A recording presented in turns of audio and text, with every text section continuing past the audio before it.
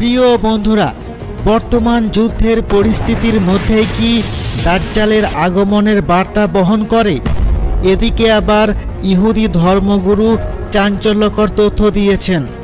তিনি বলেছেন, দাজ্জালের সাথে আমার যোগাযোগ হয়, সে খুব শীঘ্রই বের হয়ে আসবে।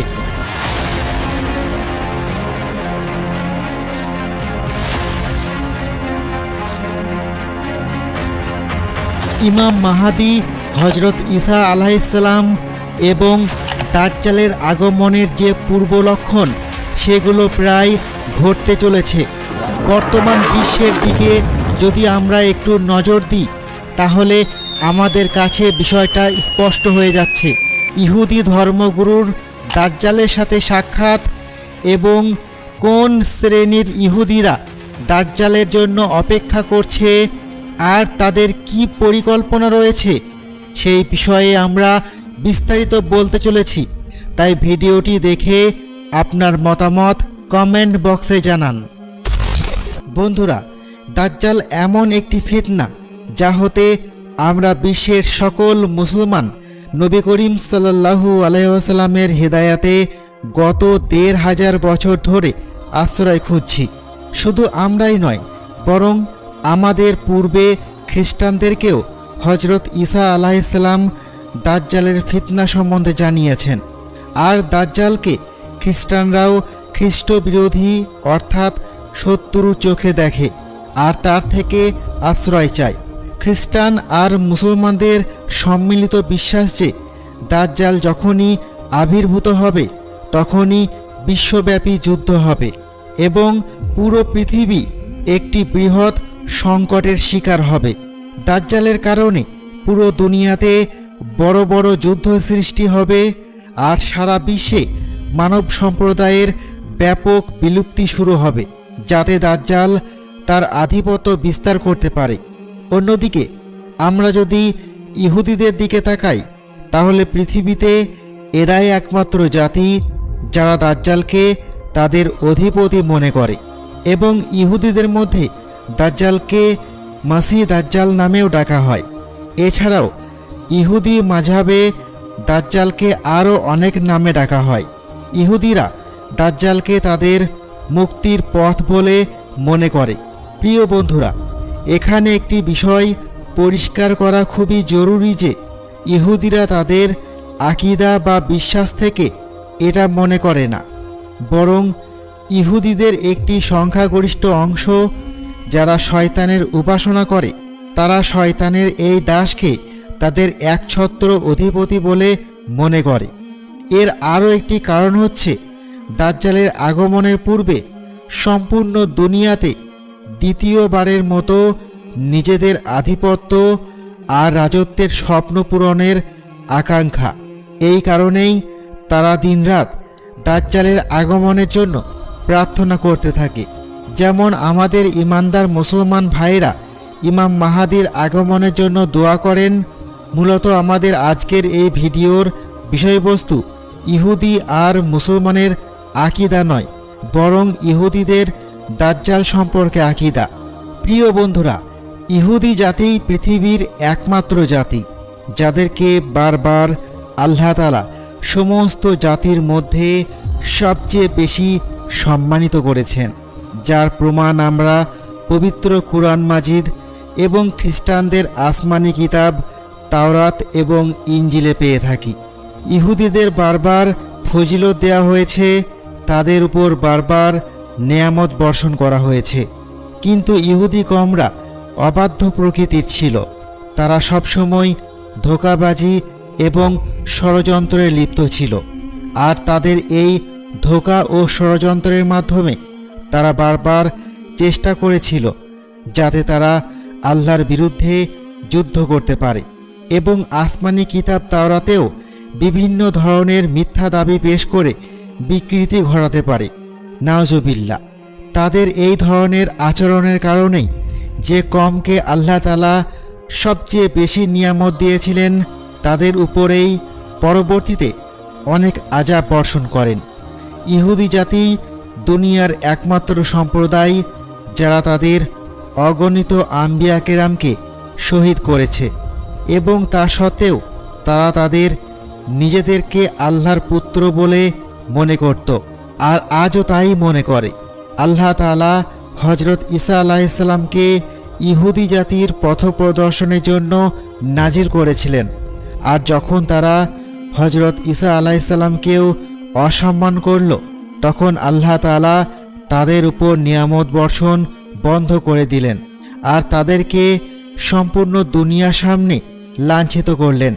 অতঃপর আল্লাহ তাআলা আখেরি জামানার সর্বশেষ নবী হজরত মুহাম্মদ মুস্তাফা সাল্লাল্লাহু আলাইহি ওয়াসাল্লামকে পুরো দুনিয়ার পথপ্রদর্শক হিসেবে নাজিল করলেন, কিন্তু ইহুদিরা তাঁকেও ত্যাগ করল।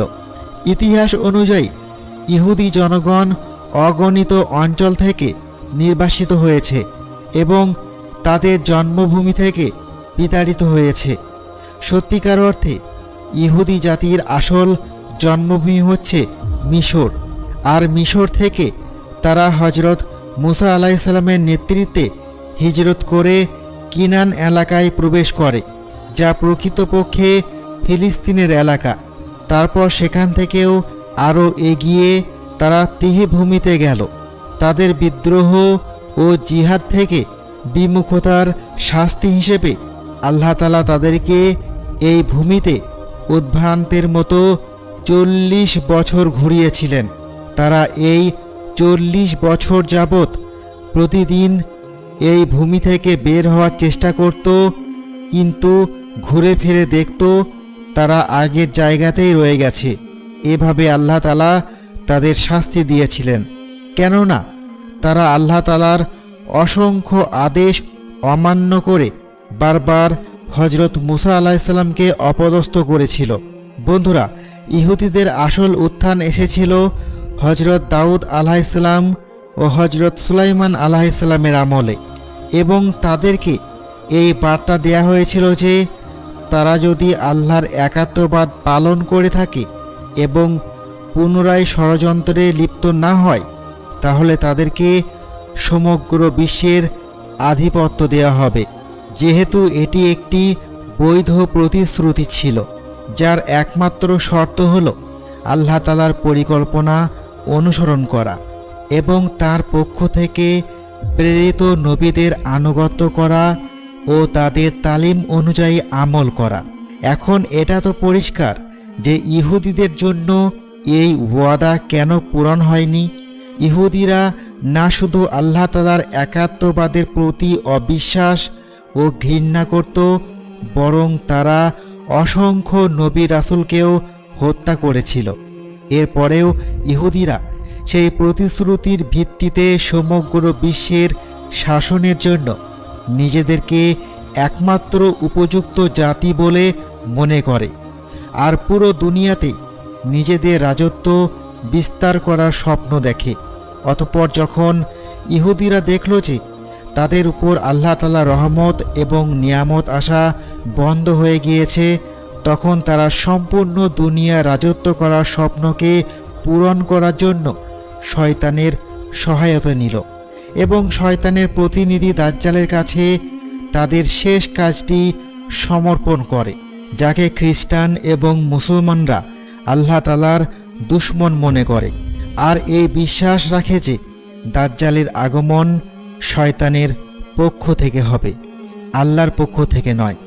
অথচ ইহুদিরা যেহেতু শয়তানের তাড়নায় পুরোপুরি সক্রিয় হয়ে উঠেছে এবং কিছু সংখ্যক ইহুদি ছাড়া প্রায় সকল ইহুদিই শয়তানের উপাসনায় নিবেদিত, সেহেতু তারা দাজ্জালকে তাদের নেতা হিসেবে মানে এবং বিশ্বাস করে যে দাজ্জাল যখন আবির্ভূত হবে তার সাহায্যে তারা সমগ্র বিশ্ব জয় করবে এবং সমগ্র বিশ্বে তাদের আধিপত্য বিস্তার করবে।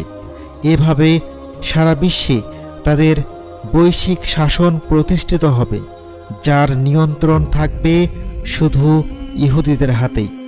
এই প্রেক্ষাপটে মুসলমানদের যেমন রয়েছেন মুফতি এবং খ্রিস্টানদের পোপ বা চার্চের পাদ্রী, তেমন ইসরায়েলে রাব্বি সিন ক্যানিস্কি নামে একজন বড় ইহুদি পণ্ডিত আছেন। এই ইহুদি রাব্বি ইসরায়েল সহ সমগ্র ইহুদি বিশ্বে সর্বোচ্চ পদে অধিষ্ঠিত। আর তারা কল্পনাও করতে পারে না যে এই ইহুদি পণ্ডিত তার ইহুদি জনগণের সাথে কখনো মিথ্যা বলতে পারে বা মিথ্যা দাবি করতে পারে। একদিকে ইহুদিরা দেওয়াল আঁকড়ে ধরে প্রার্থনা করছে যাতে যত তাড়াতাড়ি সম্ভব দাজ্জাল আসে, অন্যদিকে এই ইহুদি রাব্বি বলেছেন যে আমি দাজ্জালের সাথে নিয়মিত যোগাযোগে আছি, খুব শীঘ্রই তার আগমন ঘটতে যাচ্ছে। এই বিষয়টিকে ইঙ্গিত করেই ওই ইহুদি রাব্বি বলেন যে ফুরাত নদী শুকিয়ে যাওয়ার সাথে সাথে দাজ্জাল আবির্ভূত হবে। অন্যদিকে ইহুদি গবেষক ও বিশেষজ্ঞদের প্রতিবেদন অনুযায়ী ফুরাত নদী শুকিয়ে যেতে আর 3 থেকে 4 বছর সময় লাগবে। এই থেকে অনুমান করা যায় যে দাজ্জালের আগমনের সময় ঘনিয়ে এসেছে, কারণ সে হচ্ছে শয়তানের প্রেরিত প্রতিনিধি এবং এই ইহুদিরা স্বয়ং শয়তানের উপাসনায় লিপ্ত রয়েছে। তাই তারা দাজ্জালের আগমনের সময়